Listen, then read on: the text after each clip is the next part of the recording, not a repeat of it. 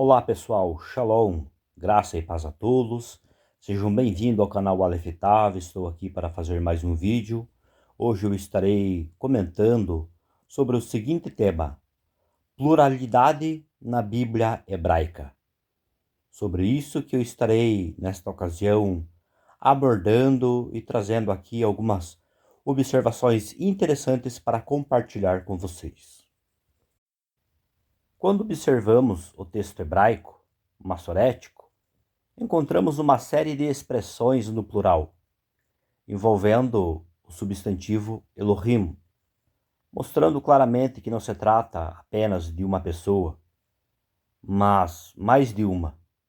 Além desse ponto relevante, encontramos outro também, que é o seguinte, aonde vemos construções envolvendo o substantivo Elohim, associado sintaticamente a verbos, adjetivos e particípios no plural, mostrando claramente que, do ponto de vista técnico e sintático, deve ser entendido como deuses ou seres divinos, conforme manda a regra gramatical.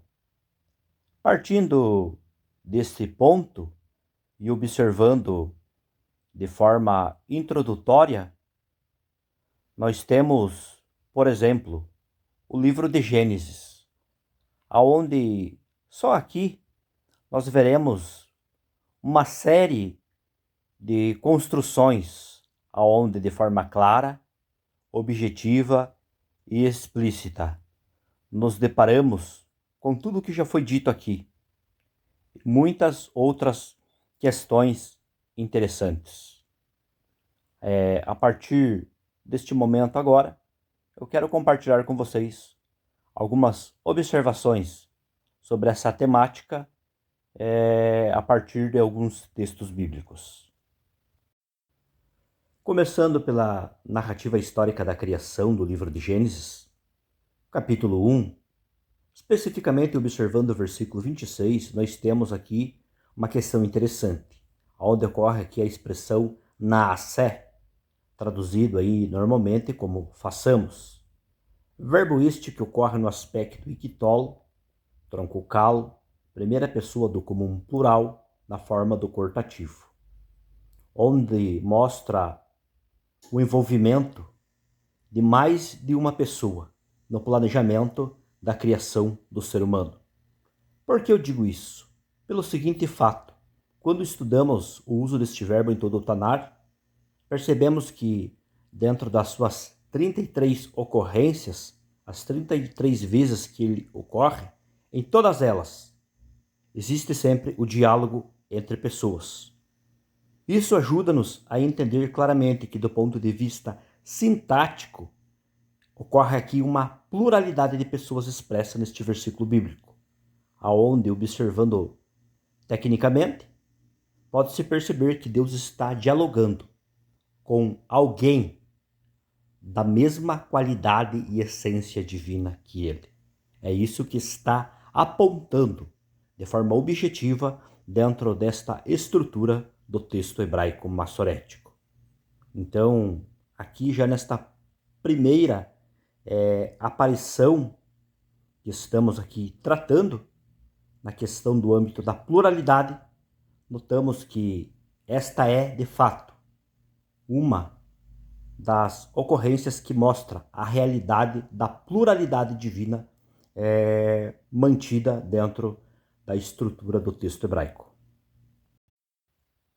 Outro texto que também traz a pluralidade mantida e expressa no texto hebraico é o versículo bíblico de Gênesis, capítulo 3 e o versículo 22.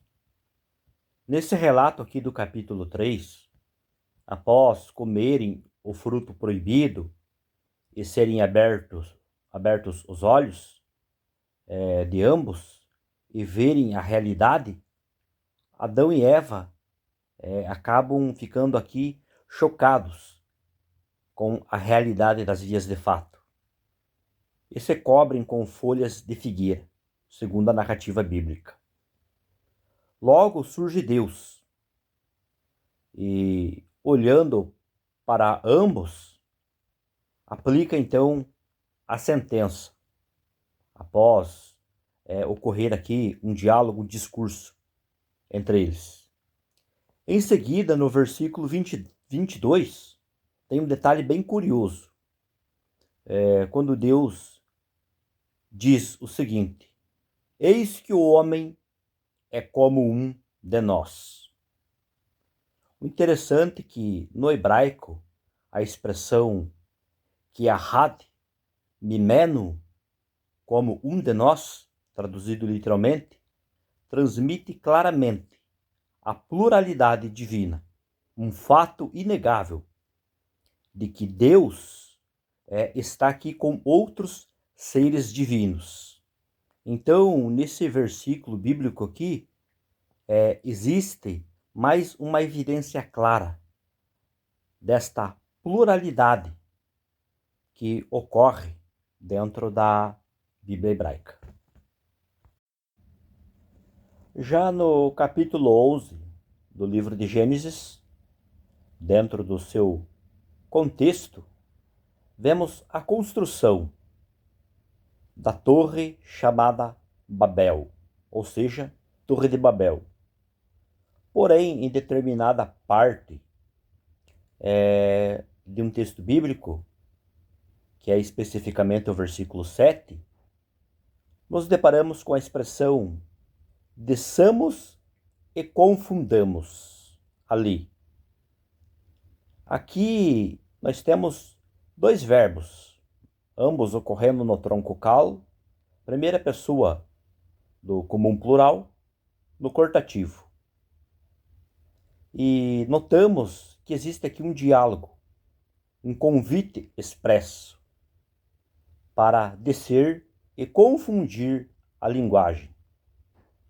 O que temos então, de modo objetivo e de forma visível, é que o texto está mostrando, mencionando que ocorre uma construção plural nesta parte do versículo bíblico. E com isso, então, mais uma vez, vemos a pluralidade sendo mostrada e apresentada de forma clara dentro deste referido contexto.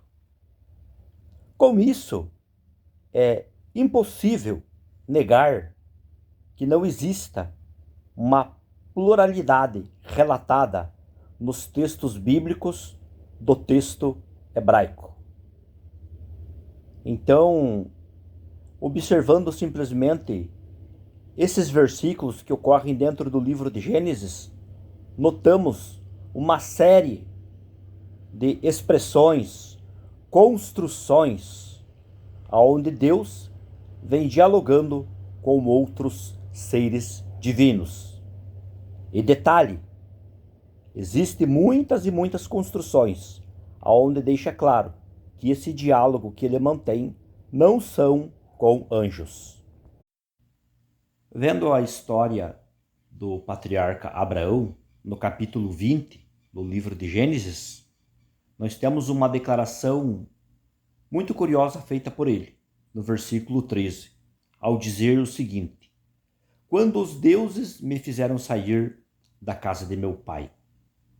Aqui, no texto hebraico, temos uma construção plural, onde o verbo hebraico retiu, que ocorre no refil, terceira pessoa do plural, aspecto catal, está associado sintaticamente ao substantivo Elohim. Por isso, a tradução especificamente deste termo Elohim é vertida como deuses. E de acordo com a gramática hebraica, é claro aqui a evidência que não se trata de uma única pessoa, mas a estrutura indica pluralidade. Reforçando o que já foi mostrado até aqui, inclusive, o que já mencionei de antemão. E um ponto relevante e interessante também é que notamos que nesta parte específica deste texto não se refere somente a Deus, ou seja, ao Pai, pelo seguinte motivo, que, como já dito, toda a estrutura aqui mencionada, ela se encontra no plural. Logo, uma tradução correta é verter da seguinte forma: quando os deuses me fizeram sair da casa do meu pai. Mostrando que a ação foi praticada de forma conjunta, no tocante relacionada ao patriarca. Então, como eu disse já de antemão, aqui está mostrando, evidentemente, não deixando dúvidas alguma, que em todo o livro do Gênesis nós vamos encontrar esse diálogo, essas construções, mostrando que Deus não está agindo sozinho. E detalhe, como eu já falei aqui anteriormente, estas expressões, estas ações conjuntas, não está dizendo que Deus está agindo na companhia dos anjos, não. Quando aparecem estes formatos de estruturas, está mencionando que existem outros seres se apresentando e se manifestando na mesma qualidade, em essência divina, que o Pai. Então, isso é óbvio e isso está claro no texto hebraico. Pena que não está expresso nas traduções bíblicas, né? Mas, quando se analisa o texto massorético, os relatos ali são evidentes e claros. Não deixam dúvidas alguma. Por fim, aqui, observando o texto bíblico de Gênesis, capítulo 35 e o versículo 7, nós temos uma revelação que foi dada a Jacó por um conjunto de deuses, ou seres divinos.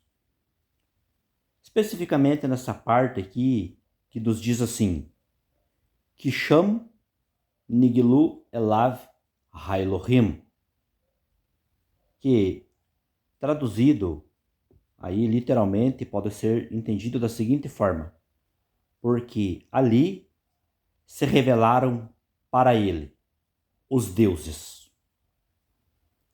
O verbo aqui, niglu, traduzido aí literalmente como apareceram ou se revelaram, ocorre no tronco nifal, na terceira pessoa do comum plural, aspecto, catalo. Este verbo está aí associado sintaticamente ao substantivo Elohim. Por isso a tradução deve ser vertida literalmente como se revelaram para ele os deuses. Esta tradução deste texto bíblico, fielmente ao texto massorético, infelizmente ela é camuflada. Essa realidade as traduções camuflam, com o objetivo de não exporem isto que de fato está contido dentro do texto hebraico. O motivo e a razão eu não sei. Mas enfim, quando paramos para estudar e fazer pesquisas no texto hebraico e nos deparamos com textos como este, contendo estes tipos de construções, nós notamos que ali existe esta realidade de forma clara, aonde pode se enxergar, ver ali, que o texto está dizendo, como aí, por exemplo, que os deuses se revelaram a ele, ponto. E detalhe, aqui, quando diz que os deuses se revelaram, não está querendo dizer que, juntamente com a revelação, a manifestação dada pelo Pai, se manifestaram juntamente com ele os anjos. Não, não é isso que o texto está dizendo. O texto está colocando aqui do ponto de vista técnico e sintático, quando diz que os deuses se revelaram, seres divinos contendo a mesma essência, contendo o mesmo patamar divino.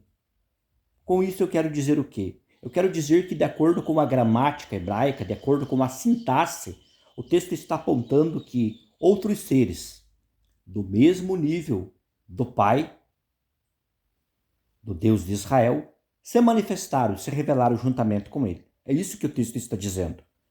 Mas esta realidade, ela é oculta, infelizmente, nas traduções bíblicas, nas versões bíblicas tradicionais. E aqui um detalhe curioso também é que muitas pessoas que querem negar que existe essa pluralidade divina, procuram ali ludibriar os seus seguidores dizendo não tem, não ocorre. Quando chega diante destas construções, não tem como fugir, não tem como negar. Existe sim, de fato, esta pluralidade divina expressa no texto hebraico. E olha que aqui eu só estou comentando e trabalhando com o texto bíblico de Gênesis. Existem muitos outros inúmeros textos e construções que eu poderia aqui apresentar em Salmos, em Isaías, no livro de Samuel, no livro de Jó, em todo o Tanar. Eu poderia mostrar vários e vários textos, onde, de acordo com a regra gramatical e sintática, que diz que quando o substantivo Elohim está acompanhado de um particípio adjetivo ou verbo, especificamente ainda no plural, logo o substantivo Elohim deve ser traduzido no plural, como deuses, ponto. Não tem o que se discutir sobre isso. Então essa é uma realidade que infelizmente ainda é camuflada no meio cristão e também daqueles mesmo que querem negar esta existência desta pluralidade divina dentro do texto hebraico. Então, pessoal, o que eu tinha para compartilhar com vocês nesta ocasião era isto, era mostrar a realidade, de fato, sobre o tema pluralidade na Bíblia hebraica. Este tema, pluralidade na Bíblia hebraica, é de fato uma realidade que não tem como se negar. Então é isso. Eu vou ficando por aqui. Eu espero vocês no próximo vídeo. Deus abençoe a todos. Shalom.